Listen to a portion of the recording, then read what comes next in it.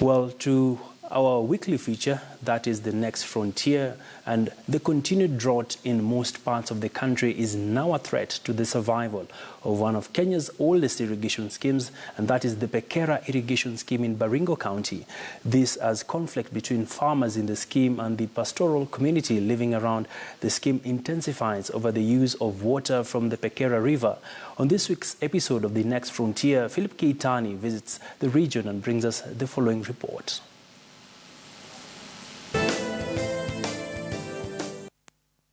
The continued drought across the country has created an acute water shortage, and in livestock-dependent areas has forced herders to follow the water upstream as rivers dry up.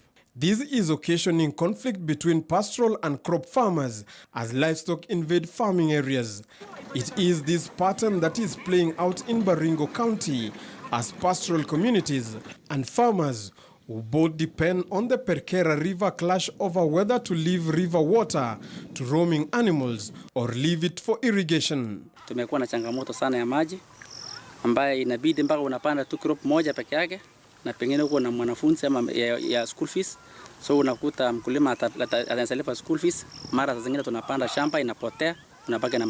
But in order to reduce competition for water, the National Irrigation Board have advised farmers to fence off their farms as they work on restoring dams across the county. We have new dams that we are planning in Baringo, in the North Baringo, and several other dams that are going to happen along the Keitany Valley belt. For these farmers, the poor rains and the damage caused by pastoralist herds have now made farming an unreliable source of income. Villagers need water to meet their domestic needs, while pastoralists are constantly in search of grazing land and water for their livestock. All these parties compete for available supplies, and in most cases are all not doing much to conserve the resource for continued sustainable use. Maji ni kitu ambaye is very sensitive, mtu akikosa, especially wale wa ng'ombe.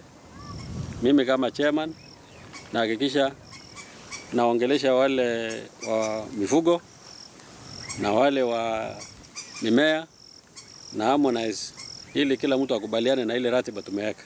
The national government once provided irrigation facilities to farmers at no cost. Today this is no longer the case. Farmers now assume a greater, if not the full, investment cost of providing water for their varied uses. One such rapidly growing area that these farmers are trying to tap is the horticultural subsector. Irrigation is the way to go. We can realize that the rain-fed agriculture has been having many challenges, especially the distribution of rainwater, both temporarily and spatially, and that has been a big challenge to this country. The transition from government-provided facilities to farmer investment in equipment, which makes the Kenyan smallholder more productive, is a crucial step in establishing the entrepreneurial smallholder irrigation.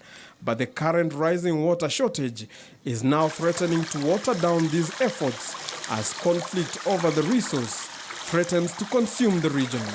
They say water is life, and for farmers at the Perkera Irrigation scheme, the amount of this precious commodity has drastically reduced over the last few years, affecting the amount of crop being produced here yearly, as well as increasing conflict between farmers and pastoral communities living downstream.